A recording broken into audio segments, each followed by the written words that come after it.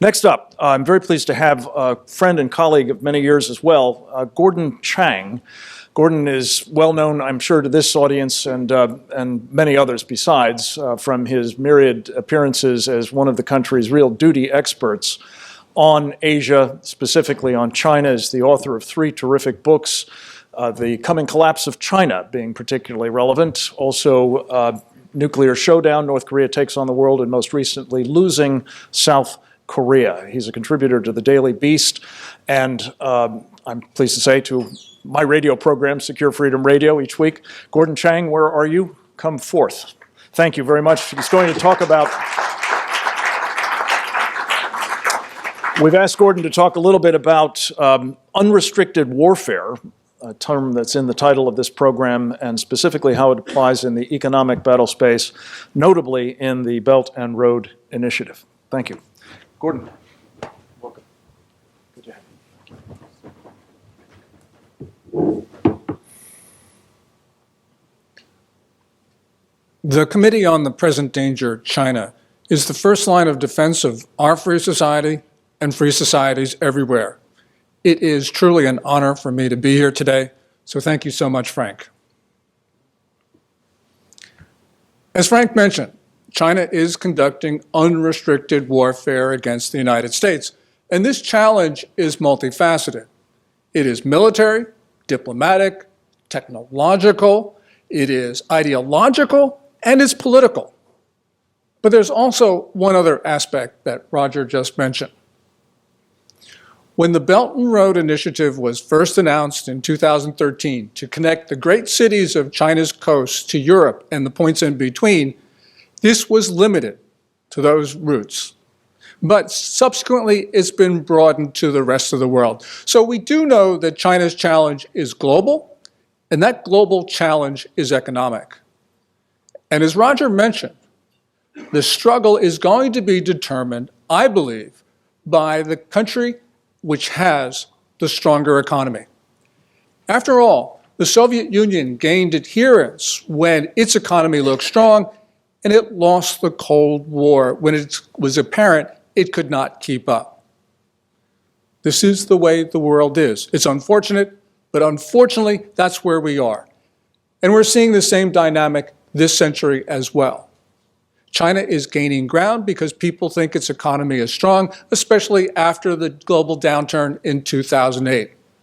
The Chinese, who have always been full of confidence, then became even more arrogant, maintaining that they would dominate and rule the world, and that the United States and the rest of the West was in decline. So one of the ways to meet Beijing's challenge, and perhaps the primary way to meet that challenge, is to outcompete, outgrow, outproduce China. And that means everything is on the line in the trade talks between the United States and China. This is our opportunity to define our future, and this is an opportunity for us to not save communists in China. The United States has saved Chinese communism a number of times, starting with President Nixon.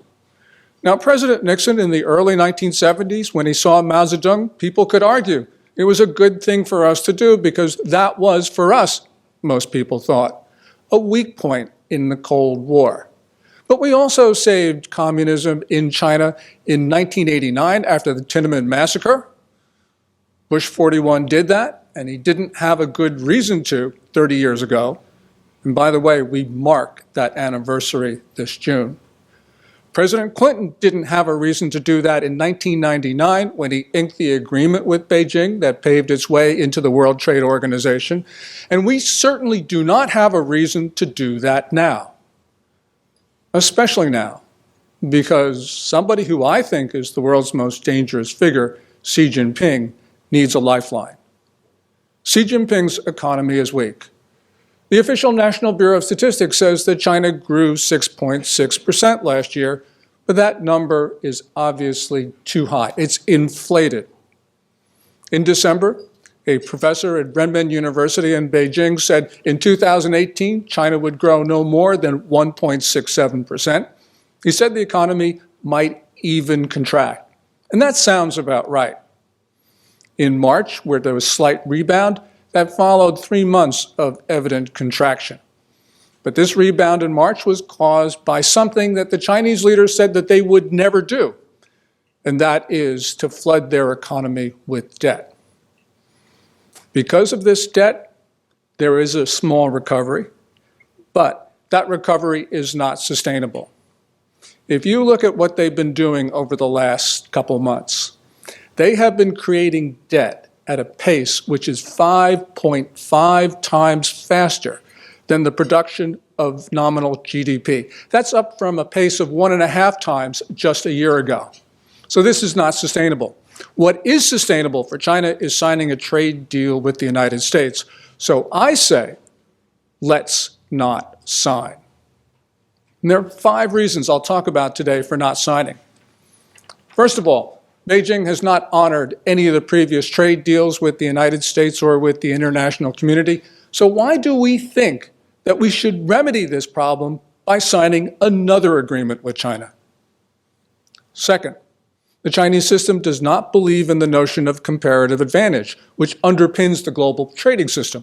So what's the point of talking with Beijing? Third, an agreement is going to open up the Chinese economy to American companies. That means they're going to become more involved in China, and that means we become, not only they, but we become more vulnerable to Beijing. Even if it were in our interests to become more vulnerable, and of course it's not, but even if it were in our interests to do that, it's not going to do our companies any good because Xi Jinping has been hostile to foreign companies.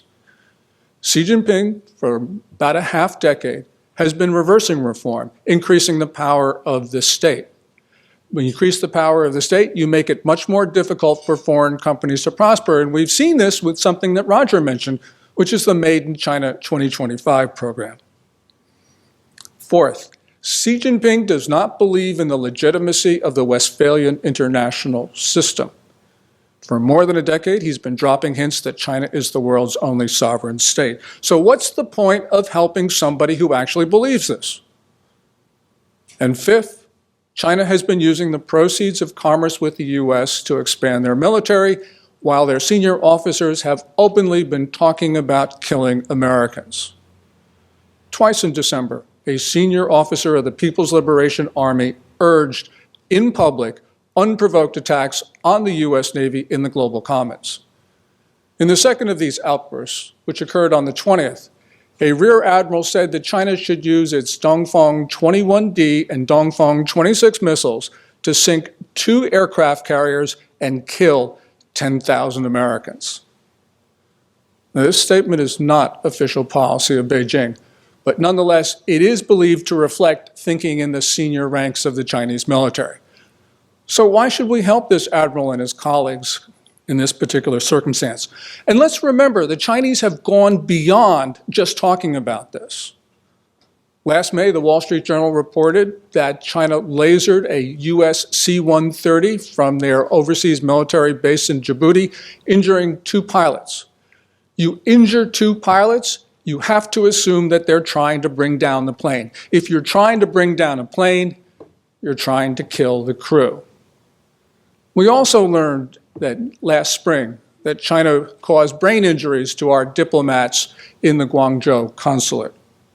So, why are we maintaining cordial relations with this country? What should we do on trade?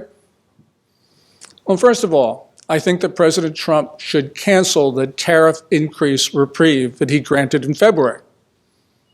I also think that we should increase the tariffs beyond that 25%, and we should ban the importation of goods into the United States that have benefited from the theft of U.S. intellectual property, and we should ban the importation of goods sold by any company that has stolen American IP. We can do this. Many people say that we can't, but we got to remember that last year, China's merchandise trade surplus with the United States accounted for 129.6% of its overall merchandise surplus. 129.6%. So China's overwhelming dependence on the U.S. gives President Trump extraordinary leverage over the Chinese. Now, most everyone believes that the United States and China cannot separate their economies, but Chinese leaders are concerned about it. Premier Li Keqiang, at his once-a-year press conference in March of this year, said, look, the decoupling of U.S. and China is neither realistic nor possible. Well, if it's not possible, then why is he talking about it? Will disengagement hurt us? Yes, of course it will. But we've got to remember that we're already suffering grievous wounds. Each year, China steals hundreds of billions of dollars of U.S. intellectual property. Some people say it's only 150 billion. Other people say 600 billion. But whatever it is, it's much too large.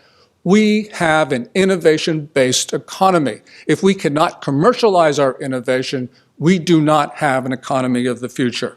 The one thing that disengagement will do is it will decrease the opportunities for Chinese parties to steal U.S. IP. I can understand the motivations for the Chinese to steal, but what I can't understand is why we as a nation have let them do it. So, ladies and gentlemen, this is on us. We need to disengage. We need to disengage now. I not only say no trade deals with countries that want to kill Americans, I say also no trade with them at all. And by God, we should not rescue Chinese communism again. Thank you.